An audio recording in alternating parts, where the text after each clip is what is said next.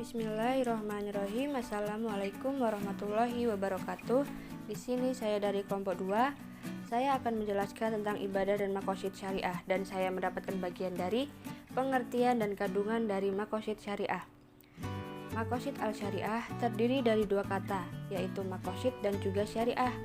Kata maqasid merupakan bentuk jamak dari maksud yang berarti maksud dan tujuan, sedangkan syariah mempunyai arti hukum-hukum Allah yang ditetapkan untuk manusia agar dipedomani untuk mencapai kebahagiaan di dunia maupun di akhirat. Maka dengan demikian, maqasid al-syariah adalah tujuan-tujuan yang hendak dicapai dari suatu penetapan hukum. Sebagaimana dikutip oleh Khairul Umam, mengatakan bahwa segala taklif hukum selalu bertujuan untuk kemaslahatan hamba dalam kehidupan dunia maupun di akhirat. Macam-macam dari maqasid syariah, yaitu dalam kitabnya Al-Muwafaqat, Imam Al-Syatibi menyebutkan bahwa taklif syariat bertujuan untuk menjaga 3 jenis maqasid atau tujuan. Yang pertama itu ada daruriyah, yang kedua ada hajiyat, dan yang ketiga ada tahziniyat. Pengertian yang pertama dari daruriyat yaitu sesuatu yang harus dipenuhi dalam rangka menjaga kemaslahatan agama, dunia, yang meliputi al-daruriyat al-khams, yaitu yang pertama, menjaga agama atau hifz al-din.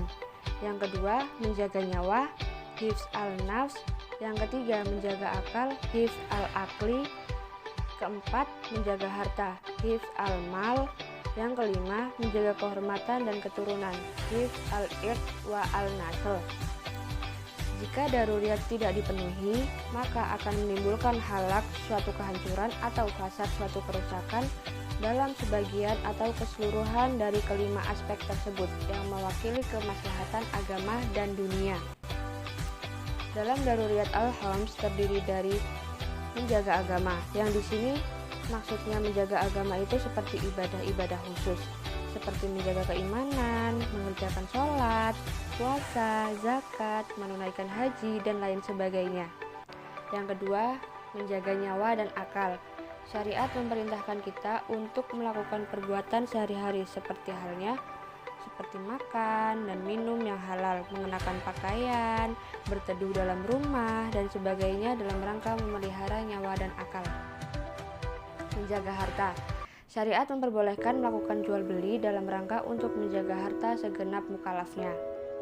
Dan yang keempat, menjaga kehormatan. Syariat mensyariatkan nikah dalam rangka menjaga kehormatan dan keturunan segenap mukalaf. Maksud dianjurkan untuk menjaga kehormatan di sini adalah agar kita tidak terjerumuskan ke dalam perbuatan zina. Allah melarang berbagai perbuatan buruk dan kejahatan serta menetapkan berbagai hukuman atau hudud dan jinayat bagi yang melanggar dalam hukum menjaga kelima daruriyat di atas. Yang pertama, syariat menetapkan hukum bagi orang yang meninggalkan sholat dan zakat untuk menjaga agamanya. Yang kedua, Allah menetapkan hukuman kisos bagi pembunuhan sengaja dalam rangka menjaga nyawanya. Yang ketiga, Allah melarang minuman homer, dan syariat menetapkan hukum bagi pelakunya dalam hal memelihara akalnya. Allah menetapkan hukuman had bagi pencuri untuk menjaga hartanya, dan Allah menetapkan hukuman had bagi pezina dalam rangka menjaga kehormatan dan keturunan umat manusia. Taklif syariat yang kedua yaitu hajiyat.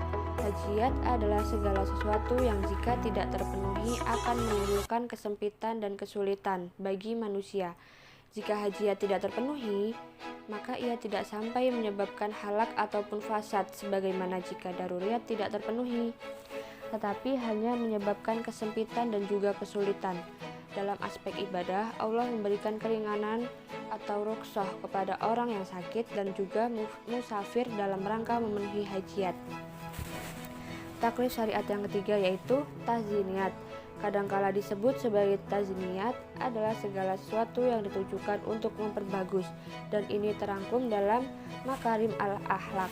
Dalam aspek ibadah, misalnya melakukan ibadah-ibadah sunnah, sedekah sunnah, memakai pakaian yang bagus ketika sholat dan ke masjid.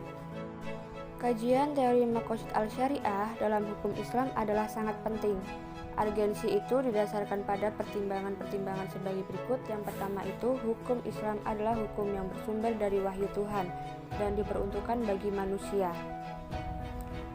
Oleh karena itu, ia akan selalu berhadapan dengan perubahan sosial. Dalam posisi seperti itu, apakah hukum Islam yang bersumber utamanya Al-Quran dan Sunnah turun pada beberapa abad yang lampau dapat beradaptasi dengan perubahan sosial? Jawaban terhadap pertanyaan itu baru bisa diberikan setelah diadakan kajian terhadap berbagai elemen hukum Islam, dan salah satu elemen yang terpenting adalah teori maqasid al-syariah. Kedua, dilihat dari aspek historis. Dan yang ketiga, pengetahuan tentang maqasid al-syariah merupakan kunci keberhasilan mujtahid dalam ijtihadnya. Pendapat ini sejalan dengan pandangan pakar fikih lainnya, Wahbah al-Zuhaili, yang mengatakan bahwa pengetahuan tentang maqasid al-syariah merupakan persoalan daruri atau argen bagi mujtahid ketika akan memahami nas dan membuat istinbat hukum, dan bagi orang lain dalam rangka mengetahui rahasia-rahasia syariah.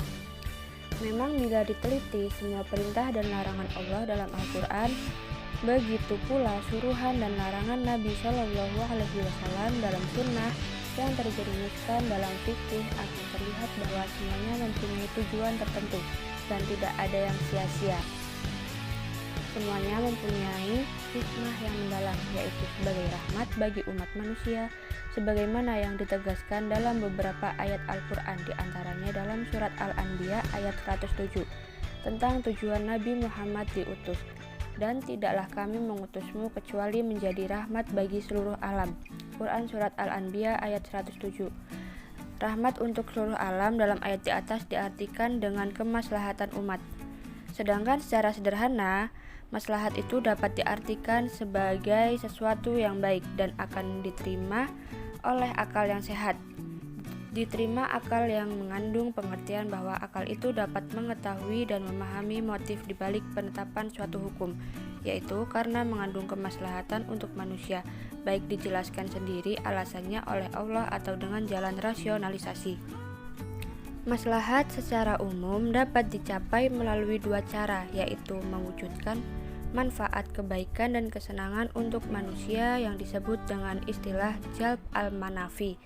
Manfaat ini bisa dirasakan secara langsung saat itu juga atau tidak langsung pada waktu yang akan datang. Yang kedua, menghindari atau mencegah kerusakan dan keburukan yang sering diistilahkan dengan dar al-manafasid. Adapun yang menjadi tolak ukur untuk menentukan baik buruknya atau manfaat dan mafsadahnya sesuatu yang dilakukan adalah apa yang menjadi kebutuhan dasar bagi kehidupan manusia. Tuntutan kebutuhan bagi kehidupan manusia itu bertingkat-tingkat, yakni kebutuhan primer, kebutuhan sekunder, dan juga kebutuhan tersier.